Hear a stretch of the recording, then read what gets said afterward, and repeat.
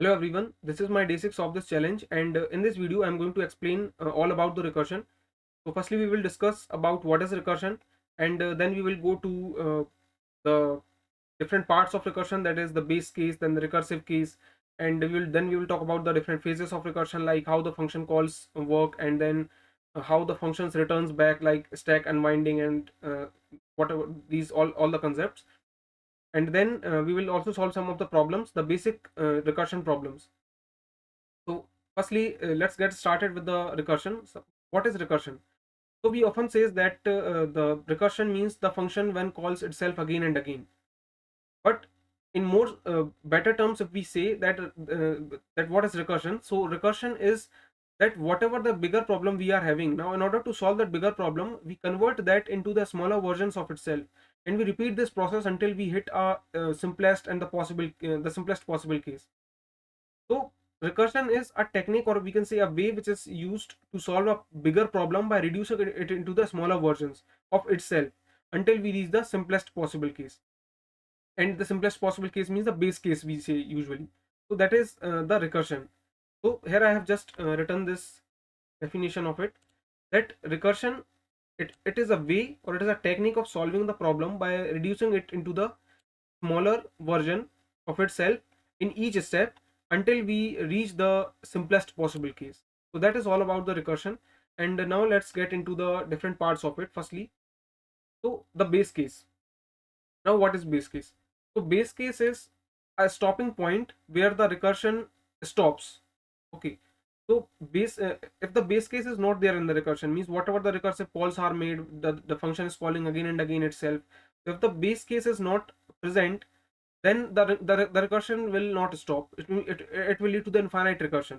Okay, so base case is something which we can say as a stopping point, which is called as the base case, and it is more important than the recursive call, because if we are making the recursive call again and again, again and again, but base case is not present, then the recursive calls will be just going in infinitely. So the infinite calls will be made, and which will lead to the stack overflow, and will uh, end up with the program crash. Okay, so why this base case is more important? Because without the base case, the recursion goes forever and leads to the stack overflow. And the base case is the simplest form of the problem where no more recursion is needed. That's obvious. So if no base case is no if no base case is there, then infinite calls will be made, stack will overflow, and the program will crash. So that's the all about the base case. That it's a stopping point where after making the different recursive calls again and again, again and again, and it hits a base case where the recursion stops. Okay, now let's get into the different part, that is the recursive case. So recursive case is where the function reduces the problem and calls it again. Calls itself again. So if we are having a function, and we are calling that particular function again and again. Now if we are calling the same function, it's no point of calling again and again the same function with the same value. So whenever we call the function again and again, that function return inside, it is called with the reduced input, so that it goes closer to the base case. Okay, so that's why the recursive case, the recursive calls are made, so that the problem, which is the bigger problem which we are having, it is converted into the smaller versions, and it gets converted into the smaller version, because we call that function again with the reduced input size, so that it reaches towards the base case. So it is that only I had mentioned, that where the function reduces the problem and calls itself again, and the part where the function calls itself with the reduced input, that is the recursive case, the recursive call we make. So the 2 points we have to keep in mind, that we have to do the small part where we know that yes, this is the small thing I know, and the rest of the work will be done by the recursive call. We have to just do the small part and call our function. For the rest of the work, we have to call our function on the smaller version of the problem, that we will see later in the examples, so that we can understand more about it. Now the example of the reduction patterns, like if we are let's say we are printing the values from n to 1, let's say from 5 to 1. So in that case, every time you will be calling the function, let's say for f of n, again and again, again and again, so it is not reaching the base case. Okay, so you will have to call the function for the reduced input size. So for example, if you are calling firstly for this f of 5, and the next time when you will call this function, you will call this function for f of 4. Like this, you reaches the base case every time, giving the reduced input inside the recursive call. That's how it works. Like for n value you give n minus 1, like in the case of array, like whenever we are for example reversing the array, so in that case we give the smaller subarray next time. Then in the case of a string we give the substring, then in the tree like subtree. So that's how it works. This is the all about the recursive case, that the recursive calls are made again and again, but with the reduced input size so that it reaches towards the base case. Now coming to the two phases of recursion, the down and the up phase. So let's discuss about it. Out of the two phases, first phase is that going down the recursion before the deepest call. So whenever we are solving a problem, we call a function at the start. Now that function will be called, and it will call some another function, then that function will call some another function. So like the function calling happens again and again, it goes in the deepest call. So in this process what is happening, only the function calling is happening until it reaches the base case, and in this nothing is returned, nothing is executed based on the logic whatever it is written, only the function call is happening.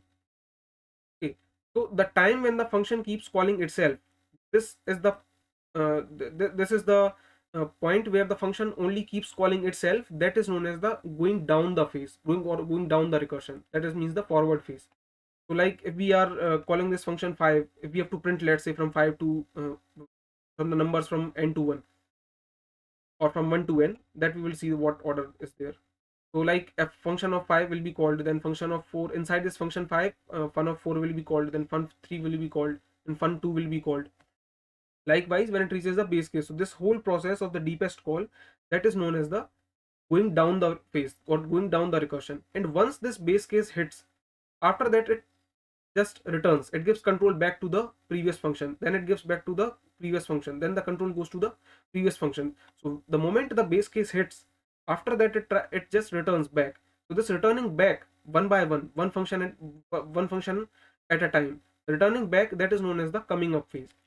So going down phase is simple, that whenever we perform the function calls, the deepest function calls, and after that when we returns back from the base case, that is the two phases are there, going down phase and coming up phase. So that the going down phase means before the deepest call, and this coming up phase means returning back after the base case hits.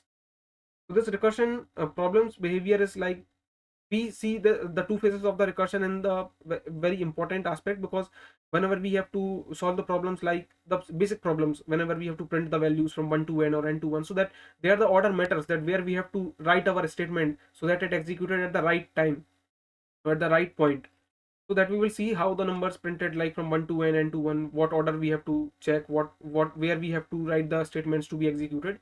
So this is the recursion problems behavior, like to print the before or after the call, why the order changes, why the values combine on the way back, and then the factorial problem, why factorial and sum work, why reversing happens on the return, why trees is split into the left and right, that we will see through the examples.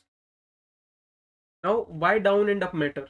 So down phase and up phase matter because whatever the problem we are solving, like in this, if we have to print the numbers, so function 3 is calling, then it is calling 2, it is calling 1, it is calling 0. Okay. So and then the base case hits, then it goes up, it prints the statements. These are like for example, if we have to print the values from let's say 1 to n, 1 to 3 in ascending order, then we know that where we have to give our print statement.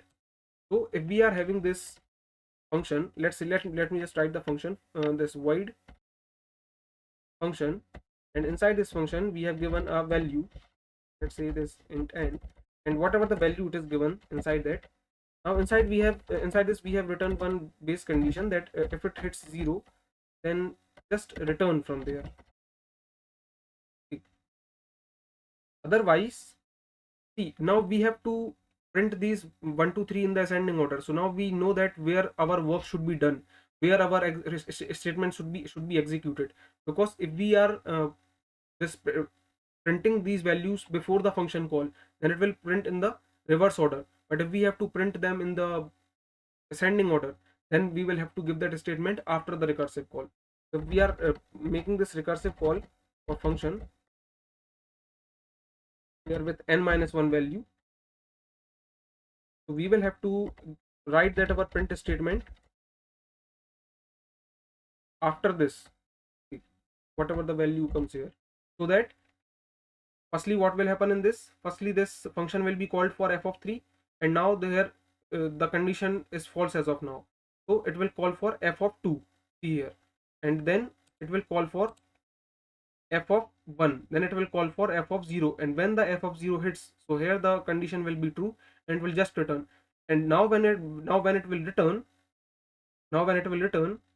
so what will happen, this function of 0 will be giving the control back to the function of 1. Now function 1 is here, and in order to complete its execution, function 1 will be printing its the function 1 is having already a one statement which is it has not executed yet, so it will execute that, and at that time the value of n is 1, so 1 will be printed. Then after control goes to 2, so 2 will be printed. Then control goes to 3, so 3 will be printed.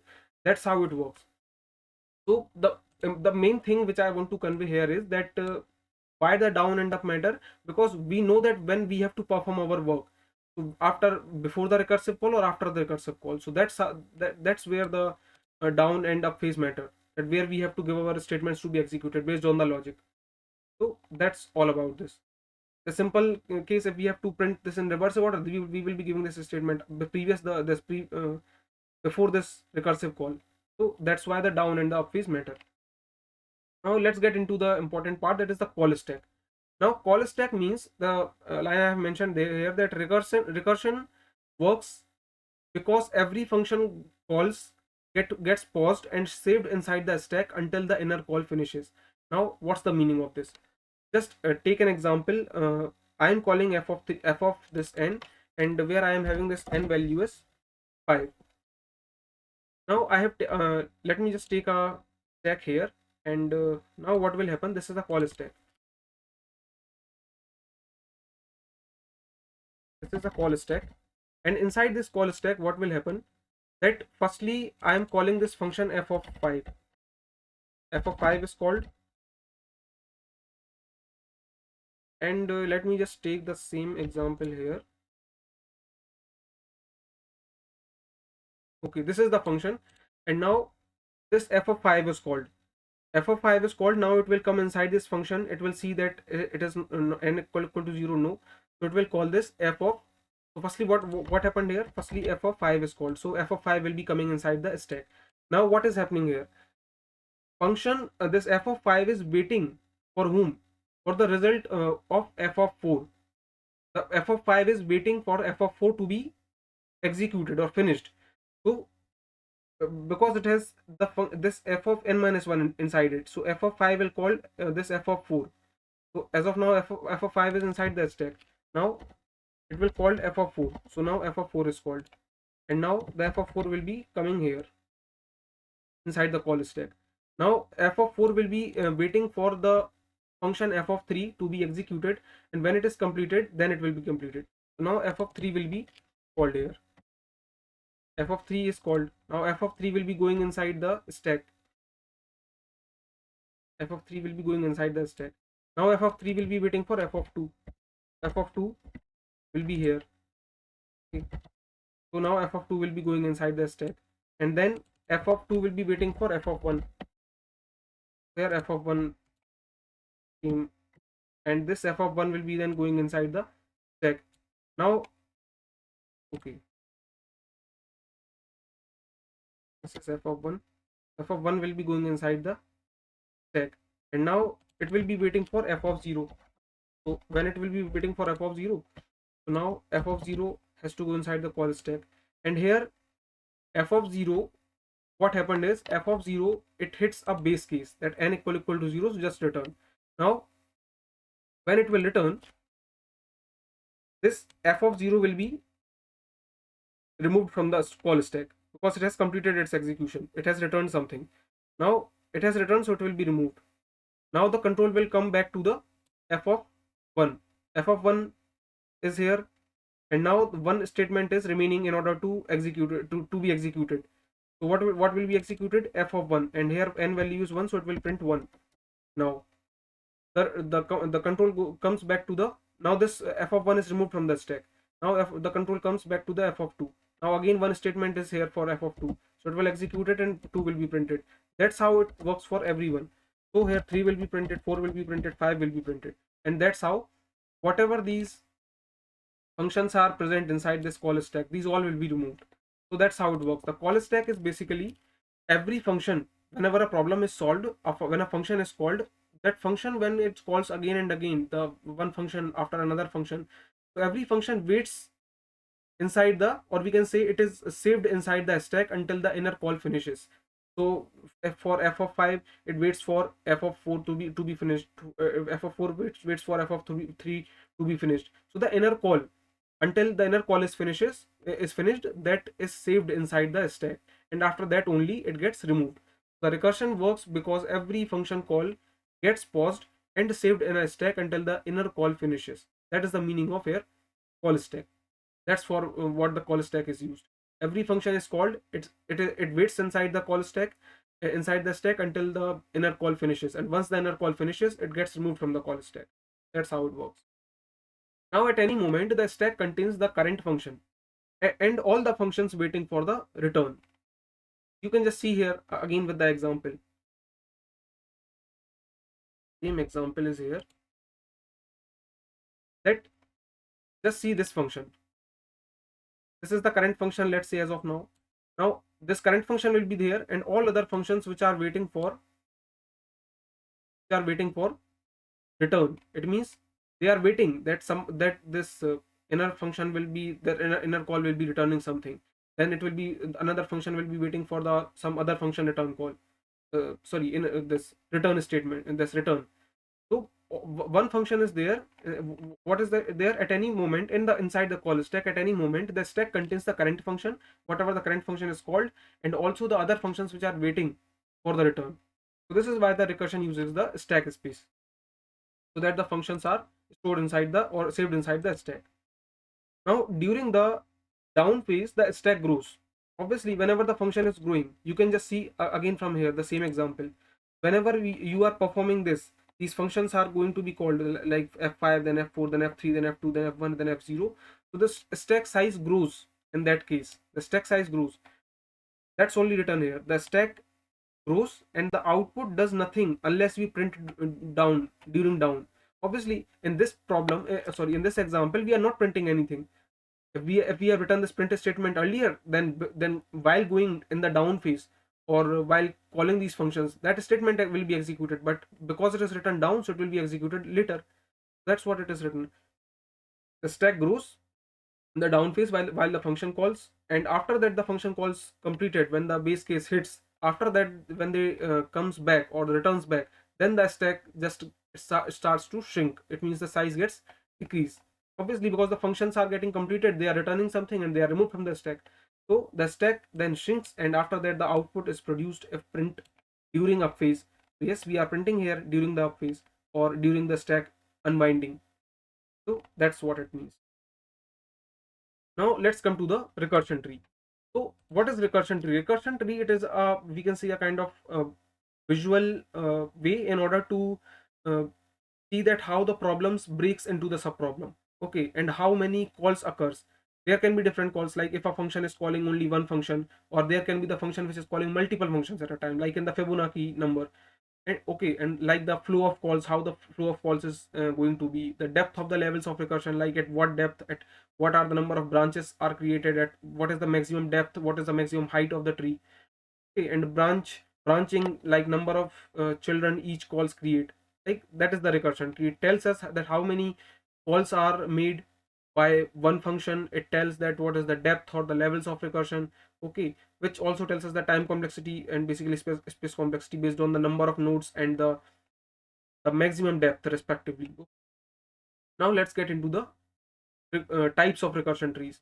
So that's what I just mentioned, that there are two types of trees, the recursion trees. One is the linear recursion tree, in which one function calls only one function. Okay, that is one recursive call is made by the one function. And branching recursion tree means a function when call its multiple functions. Like in the Fibonacci, it calls two functions. Every function call, every recursive call makes two more calls. Okay, that is the branching recursion tree.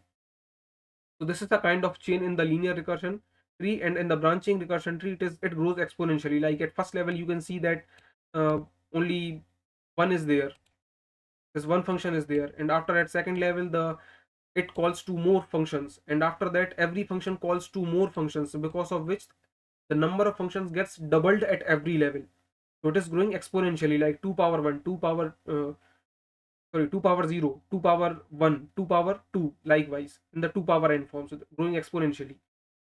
Now let's talk about the this some of the parameters of this. So like if we talk about the height, firstly, in the case of linear recursion tree, so we can see that height of, let's say the height of this is n, and now what are the number of calls which will be made? The number of calls will obviously be made as n only. Okay, and now what will be the time? So time complexity is going to be big O of n only, because n calls are there. And what is the space complexity? So again the height of this is going to be n in the worst case. That means the space complexity will be big O of n. Now again in the case of height in this branching recursion tree, so just take this example of Fibonacci number.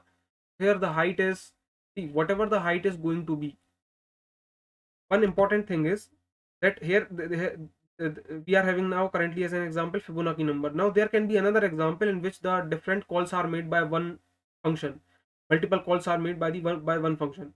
But in that case what can happen is that there can be the different branches, like one of the maximum height or one is for lesser height. So whatever is the branches are there, one branch is completed at a time, one branch function calls are completed at a time, and when that branch gets completed, then only the next branch starts to execute. So here whatever is the maximum height of the particular branch, if there are multiple branches, whatever is the maximum depth of a particular branch, that is going to be the height. So let's consider that height as n. And now how many calls? We have seen that multiple nodes are there, so that is going exponentially, so that is like 2 power n. Okay, and now time complexity, what will be the time complexity? So number of calls are made, so that depends on the call. So if the calls are 2 power n, so time complexity will be going to big O of 2 power n. And now the space complexity, so yes, if the height is maximum, the maximum height is going to be n, the maximum depth, or we can say the branch of maximum height of n, so space complexity is going to be n here, n itself in this case. These all the parameters we have just seen for this. Now let's get ahead of this, talking about the behaviors, the three behaviors of the recursion. So in the three behaviors of the recursion, one is that work in the down phase. See, this is somewhat related, which I have just mentioned or explained earlier. First behavior is work in the down phase. Work in the down phase means if we are having a function, let's say in order to print the numbers from n to 1, it means in descending order. So while we are going in the down phase, it means while we are calling the function. So before calling the function, whatever the recursive call is made, we are doing the work before making that recursive call. That means work in the down phase whenever we are calling the function. Let's say if I am having the function of this f of 5, and I am making this again f of 5, then f of 4, then f of likewise. So now while calling this function, before making this recursive call, do your work. It means print your number before doing the recursive call, then make that recursive call. So this is how you are working in the down phase, means printing in descending order, or pre-order traversal, or pushing the values into the stack in reverse, or applying a formula before going deeper. That's what applying the formula before going deeper, before making the recursive call. Do your work. That's what about the work in down phase. Now work in the up phase means, work in the phase means you firstly complete all the function calls, like you do f of 5, you do f of 4, you call f of 3, then f of 2, then f of 1, then f of 0, and once the base case hits, then you start doing your work. Then you just return that control to the previous function. It will execute its left out functions, no, sorry, left out statements, and then the return will go to the previous function. It will execute its left out statement. That's how. So you do the work in the up phase, like you are doing in the work uh, while you are coming back, or while returning back from the base case. So it's like printing the numbers in the ascending order, or calculating the factorial, which we will also solve in this video. Sum of first n numbers, that we will also see post order traversal. Then working between the calls. So this is somewhat like in what happens in the in order traversal, permutation generation, and left recursion, then do some of the mid work, then the right recursion. So this we will see. Okay. when we will be solving the problems based on this trees as well. Now, basic recursion problems. Okay, so we have just seen some of the basics of the recursion, like what is the recursion. Then we saw that what are the different parts, like what is the base case, what is the recursive case. Then we saw the two phases of recursion while doing the work before the recursive call, after the recursive call, that we have saw. And then we also talked about the Wallace call stack, how it works. Okay, and then we also saw the recursion tree and what are the space and time complexity in that, how they works. And then we saw the behaviors of the recursion, like work doing in what order we have to get the output. Okay. So now let's get into the problems. Firstly, the first problem is printing n to 1, which we have already saw. Let's just take a recap and just code it. If we have to print n to 1, now we know that let's take this n value as 5, and we know that we have to print the values from n to 1. It means firstly we will be printing 5, then 4, then 3, then 2, then 1, and after that we have to stop simply.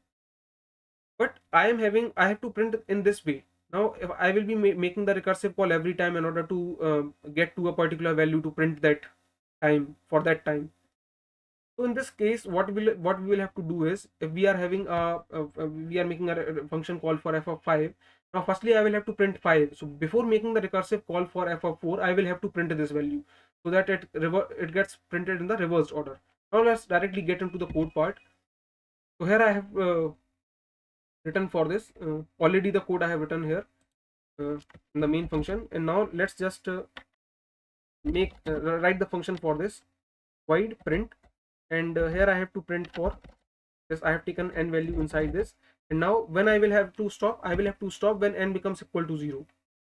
When n becomes equal to 0, I will just stop then and there, and just simply uh, put a return statement there, because it is a non-return type. So if I will just put a base case that if n equal to 0, then simply return from here. And after this I have to print this in reverse order. So firstly I will be printing, then I will be making the recursive call.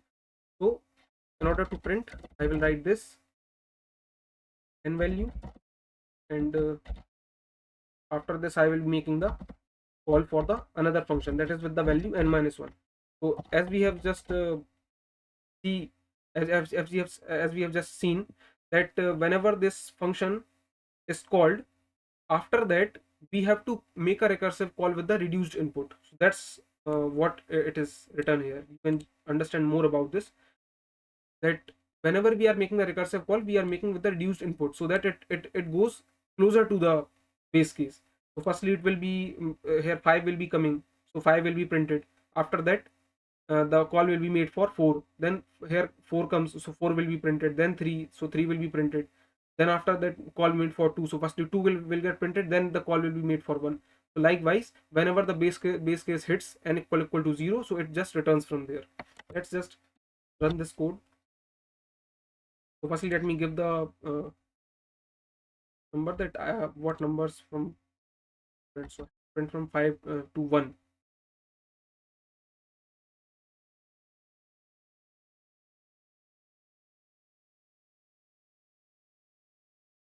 So I have given the input of 5 here, and then it is going to print the value.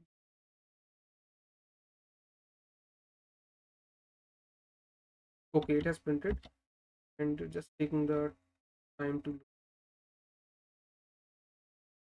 for this. I have will just print 6 5 4 3 2 1. So this is working fine. And now let's get into the another problem. That is, in this problem we have seen that we have to give this statement before the recursive call, so that it prints in the reverse order. Now another problem, we have to print from 1 to n. So we have to print from 1 to n. So if I am having the same n value as 5, so it means I have to print like 1 2 3 4 5. In this way I have to print. Now what will happen is, I am calling this function for f of 5. Now if I try to print the values from before the recursive call, as we have done in this problem, it will print like 5 4 3 2 1 in the reverse order. But how the function this function call is going, if I have called this function for f of 5, firstly it will be calling for what will happen, it will call for f of 4. I'm just checking here. Then it will call for f of 3, then it will call for f of 2, then it will call for f of 1, then it will make a call for f of 0, and now here the base case hits n equal to 0. Then what will happen, this particular statement will return normally, and then the control goes back to f of 1. Now if I am writing the this statement, the print statement, after the recursive call, so what will happen, the control goes back to function 1, and now one statement is left in f of 1 to be executed, that is print statement. So then this 1 will be printed, and after that this function gets over, so this will be removed from the stack.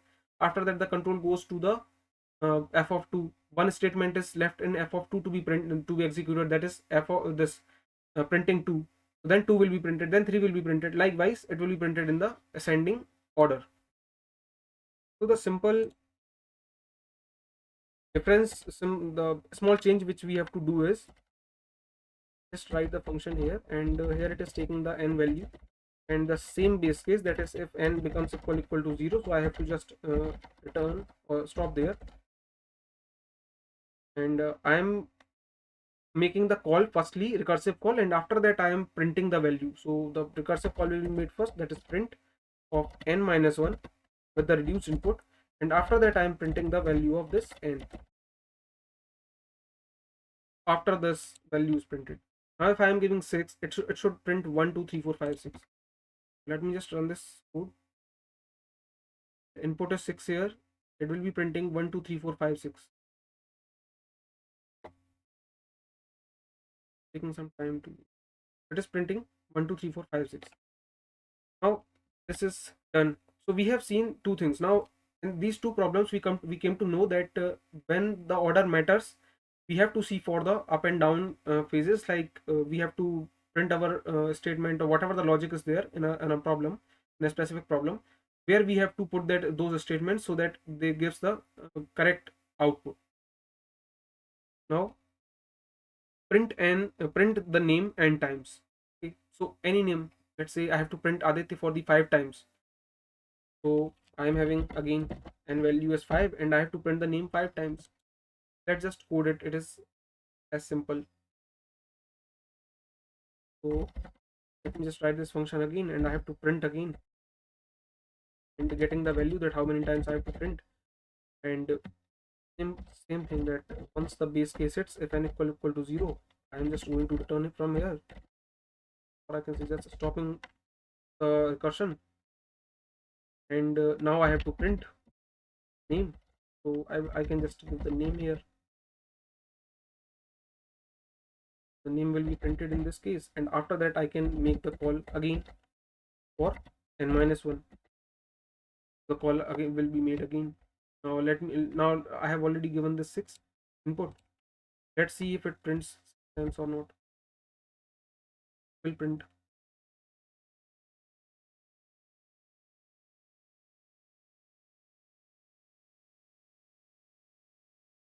It prints the name for 6 times. What if we write this statement after this? Nothing is going to happen, because we are simply printing the name. There is no any order which matters, because in the case of numbers we have to print in the reverse order, or in the ascending order, or in the descending order. But here we are just printing the name. Either if we give the statement before the recursive call or after the recursive call, it doesn't matters. Okay, so the only thing matters is that whatever, if we have to check for the order, or we are working for the order, then in that case we have to see that whether we have to give our statements before the recursive call or after the recursive call. But when we are doing such things like printing the normally the name, we can do it before or after, because at the end what is happening, that that uh, means at what factor this is depending on, that if I have to print the name 5 times, it is depending on how many number of function calls are made. It is not depending on where you are giving, or the position where you are giving the statement. It only depends on number of functions calls. So obviously the number of function calls are made to be 6, so that's why it is printing the 6 and the name 6 times. Okay, now that this is completed as well. Now let's get into the problem 4, that is sum of first n numbers. So sum of first n numbers, let's say I am having n equal to 6.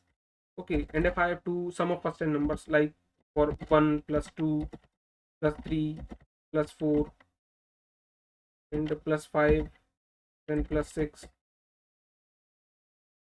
Okay, so this is how, like, whatever the n value is given to us, we have to sum first n numbers. So whatever the value we are given with inside the sum, what we will do here, see, we have seen one case, or sorry, the point where we talked about that whatever the, and obviously recursion is all about that only. We have seen 2 points earlier.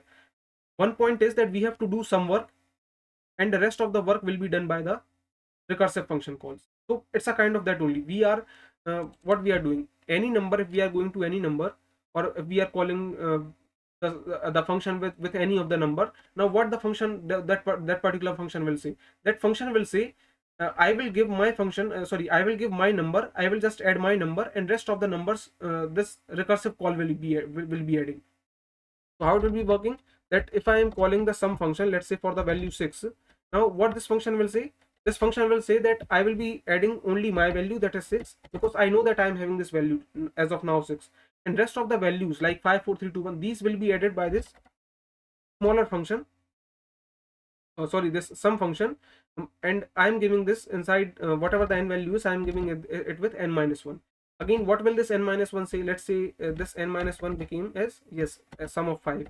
So now this sum of 5 will be saying that, yes, I am having this with value 5, and now now the rest of the work will be done by the a smaller version of this problem, that is sum of 4. And that's how the things work. So here what we are doing, we are simply calling a function, and that function is saying that I will be just adding my value, and later on whatever the value will be left, that will be returned to me, and then I will add it inside my uh, value. So let's just see that how the code works for this, how we can write the code for this. So I have already taken the sum function here, and I will be just writing that int sum, and inside this I will be giving the value, this n will be taking the n value for the first n numbers what we have put. I have to do the sum. Now what will be the base case here? See, I am adding the numbers from, for these first n numbers, it means 6 will be added, then 5 4 3 2 1. Now if 0 will be added, there is no problem, because in addition we know that 0 is the identity of addition, identity element of the addition. If we are adding 0, no problem happens. So in that case 0 will be the best case, or we can the best case in order to give the base case to stop this recursion. So here we will be giving the value of that this, if n is becomes equal to 0, then you just return 0 from here. Otherwise what we have to do, we have to just make a return statement here, and see, when we are calling this sum of 6, sum of 6 will be saying that I am giving my value n, whatever the value I am having currently, and rest of the work will be done by the function, that is sum of n minus 1. So if sum of 6 is called, then 6 will be coming here, plus the sum of 5 will be called, then sum of 5 will be called, so 5 will be coming, then sum of 4 will be called, and it works something like this as we have written here. Now after this, what will happen, sum of 4 will be saying that I am giving this value 4, and give me the sum of 3. Then sum of 3 will be saying that I am giving my value 3, just you just give me the value of sum of 2. And now when this sum of 2 is coming, it is saying that I am giving my 2, this you just add the sum of 1, and at the end sum of 1 will be saying that I am giving my value 1, you just add sum of 0, and when the sum of 0 comes, the base case it says that yes, this is equal to 0, so I will be just returning 0. 0 will be coming here, 1 plus 0 1, then 1 will be returned here, 2 plus 1 3, 3 plus 3 6, 6 plus 4 10, 10 plus 5 15, 15 plus 6 15 plus 6 21. Okay, so that's how the process goes on. So firstly these function calls are made, and after that whatever the value is returned, it just added inside the results and gets combined. So what is happening here, that whatever the function calls are made in this case, they are giving their value, they are adding their value, and whatever the value comes after the return, they just add those results and the results gets combined. So that's how the things are working. So let me just, yes, I have already given 6 here. Let me just run this code.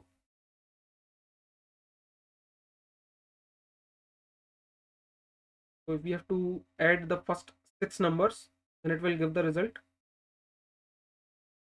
as 21. So this is all about this sum of first n numbers. Now let's get into the another problem, the factorial of n. Just the smaller difference is there than the previous problem. If we have to just, let's take the 5 and we have to find the factorial of 5. What will happen? Like 5 into 4 into 3 into 2 into 1, and done. Whatever the value comes will be in the result.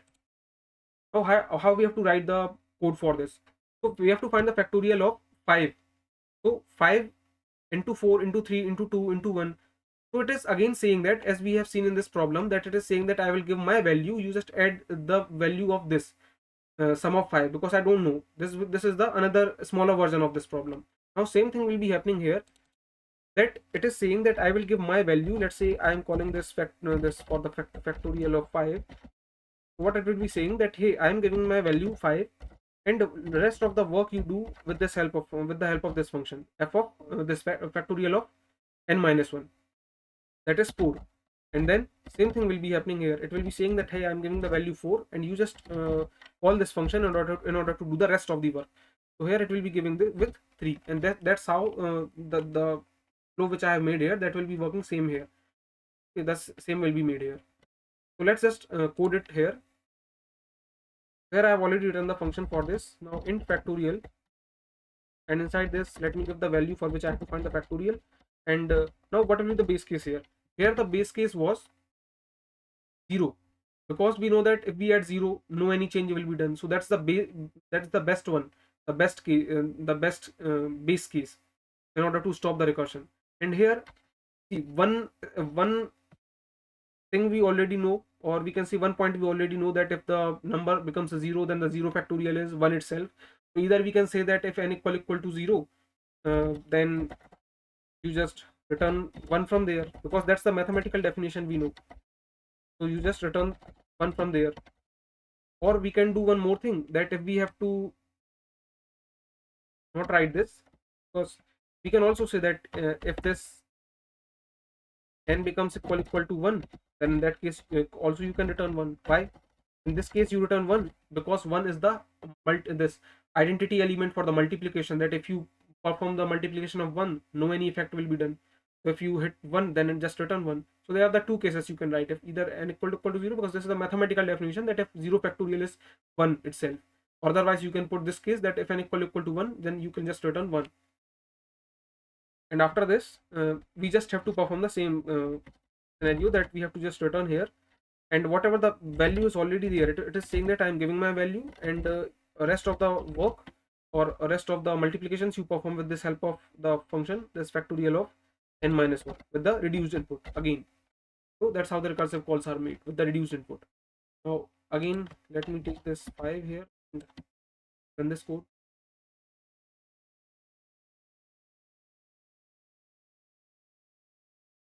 Okay, so the factorial of 5 will be 120. That's how it is working, correct? Now let's get into the another problem. This is the reverse an array using the recursion. Okay, so let me just take an array here directly. I'm having the array 1 2 3 4 5. I have to reverse this array now. So in order to reverse this array, we already know that we have to just swap these elements. Okay, whatever the values are present here in the array, if 5 comes at the place of 1, 1 goes at the 5, we just swap these. 4 comes at 2, 2 comes at the position of 4, these values get swapped, and the result looks something like this, like 5 4 3 2 1. So the array gets reversed. Now how we have to perform, how we have to do solve this problem with the help of recursion. So what we'll be doing is, I will be giving the indexes here. That's a kind of two pointer only. I am giving one index here, I, and I will be giving another index j here, and I will just start to swap these elements, and increment I, decrement j, again swap, increment I, decrement j. And when this I becomes equal to j, or it goes beyond to j, or it crosses j, then I will just stop this swapping, and then the values will be this array will be reversed. Now to do it with recursion, I can just simply call the function in order to with these indexes, and at every recursive call I will be reducing this particular array size, uh, or I can say that if I have given these I index and j index, in the next recursive call this I will be incremented and j will be decremented again, then I will be incremented, j will be decremented, and the moment this I and j becomes equal, or these crosses each other, I and j, then the recursion will be stopped. So that's how it will be working. So it is simple that I will be making a, like if I have written this reverse function, I will be giving this array, whatever the array I'm having, nums array, let's say, and then whatever the index is there, I will be just incrementing that index with 1 every time, and whatever the j index or the last index is there, I will be decrementing that every time. And before this before this reverse, I will have to firstly swap these values. Why? Because just see here, when I am at I and now I am at j, if I am firstly performing this recursive call for reverse of this, so these indexes will be moving ahead and this index will be moving ahead, which will, after which if I will swap this, it will just get the different indexes. So firstly I will be swapping, like it's my point of view that this, in order to swap this, I will be just giving this nums of I and this nums of j, and once these values gets reversed, I will then make a call for the another indexes. So what I am saying, and that swap is saying that, hey, I have swapped these values 1 and 5, now you just make another recursive call for the another indexes, like for I plus 1 and j minus 1, and then again come to me, I will just again swap those values, and then you make another recursive call for different indexes, then you again come to me, I will just swap those values. And this is how, when the base case hits, what will be the base case? Base case will be if this I becomes greater than or equal to j. That will be the base case, and in that case you just have to return from there. That will be the simplest base case. If I moves beyond j or it becomes equal to j, there is no point of swapping, because obviously if I equal to j, then if you swap, no changes will be done. If I is moving ahead of j, then already the array is reversed. After that you are just making the double reverses, so sorry, double swap, so that is not going to make any change. The array will be converted to the original array. Okay, so that's what the code all about. Let's just write in the editor. So this is the reverse array problem, and here I have already written this print statement and all to print the array. I'm just writing the function for reverse array, and inside this I'm taking the array vector int, and I will be taking this, passing this array with the address passed by reference, okay, so that the changes can be done on the array. Passed by reference, I'm changing the array. I'm making the changes on the original array, reversing the array, and int start and int end. Now in this, the base case is simple. If start becomes greater than or equal to end, then just stop there, just return from there, stop. Otherwise start doing swaps. What? Nums of start, comma, nums of end,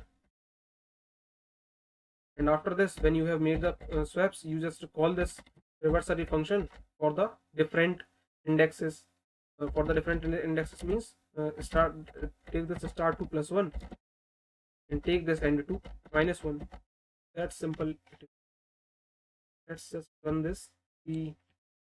Let me give the input here. So array size is 5 and elements are 1 2 3 4 5. And now let me just run this code. So it is going to reverse the array 5 4 3 2 1.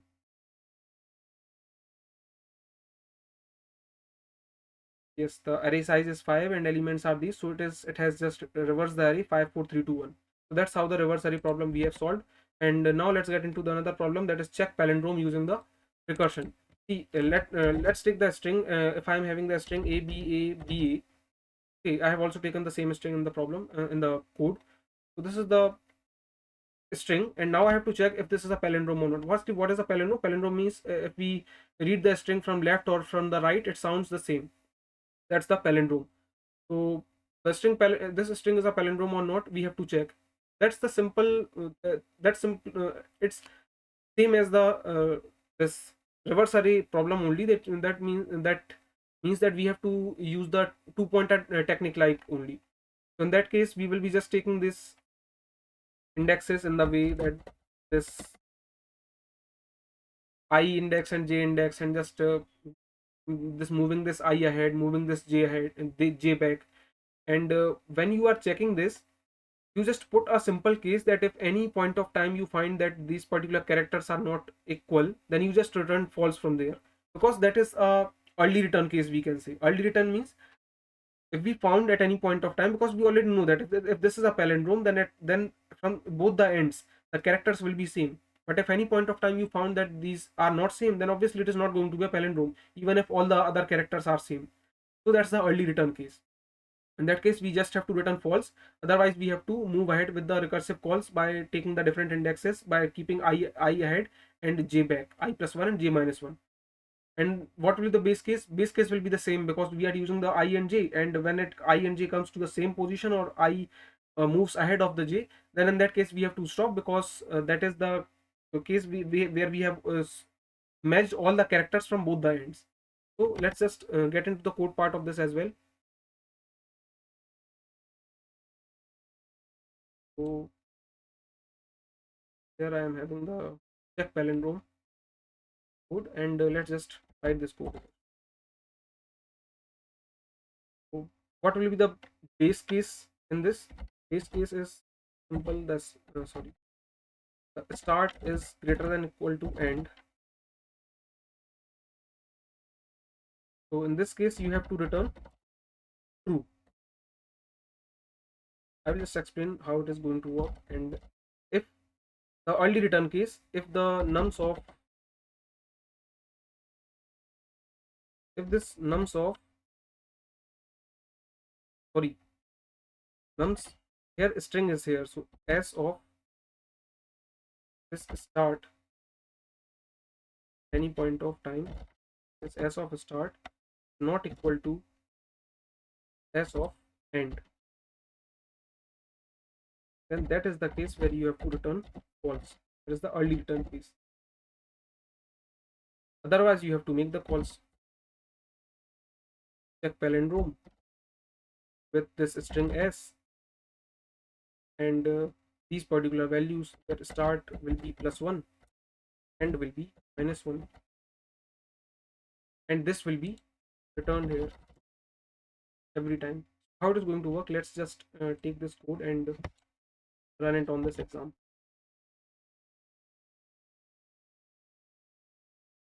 Okay, so this is the code we have written, and now this is the string we are having. Firstly, this string we are having. So firstly, what happens is we have given this indexes from 0 and this last index. So this a and this a.